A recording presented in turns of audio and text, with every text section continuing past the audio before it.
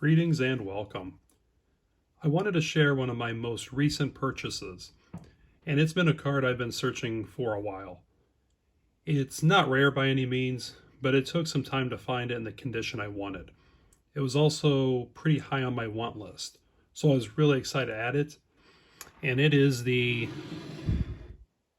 1941 Play Ball of Harlan Clift. This card fits perfectly into my collection. As you know, I have an appreciation for non-Hall of Famers, especially those who left a mark on the game that have been forgotten, like Harlan Clift. He played the majority of his career in St. Louis, not with the Cardinals, but with the Browns, so he slides right into my St. Louis collection. And he was a blue-collar guy, and I always appreciate the blue-collar players. Harlan Clift, though, is considered the Major League's first modern third baseman. He had defensive abilities, but also possessed power, production, and patience at the plate. With the exceptions of Home Run Baker and Pie Traynor, third basemen were thought of more for their glove. But the 5'11", 180-pound Harlan Clift's production changed the way of thinking when he made his debut in 1934. Which allowed Eddie Mathews, Al Rosen, Ron Santo, and Ken Boyer to carry on what Clift started in the 30s and early 40s. He was born in El Reno, Oklahoma, but when he was 3, his parents sold their ranch and purchased an apple orchard near Yakima, Washington. And it was there that Clift believed he developed a good throwing arm from picking and throwing apples. He had a 12-year career with 1,558 hits, 178 home runs, 829 RBIs, and a lifetime average of 272. He scored 100 or more runs in 7 seasons, drew 100 or more walks 6 times, and hit 20 or more home runs in 4 seasons.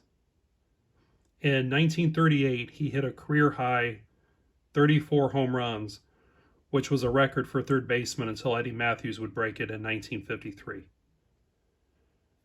Unfortunately, though, even with all of his accomplishments, a very solid career and paving the way for future third basemen, his career has been somewhat unnoticed or forgotten. His entire 12 seasons were spent with the St. Louis Browns and the Washington Senators, 2 of the least successful franchises when he played. He was selected to only 1 All-Star game, and even the Sporting News, which was based in St. Louis, never chose him for their postseason Major League All-Star team. He never minded not being a bigger name, but the one thing that would painfully bother him was that neither of his teams he played for still existed. The Browns moved to Baltimore in '53, and 8 years later the Senators would become the Minnesota Twins. His post-playing days were heartbreaking. After coaching in the PCL and scouting for the Detroit Tigers, he returned to Yakima and would tend to his 50,000-acre family farm. He would eventually lose it all, admitting he would make many mistakes dealing with cattle.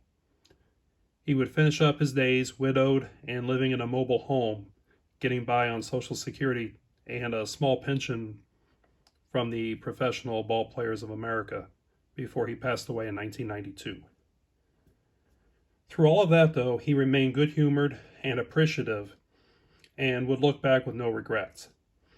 He was once invited to an old-timers game at Shea Stadium and reportedly broke down and cried, being surprised he was remembered at all.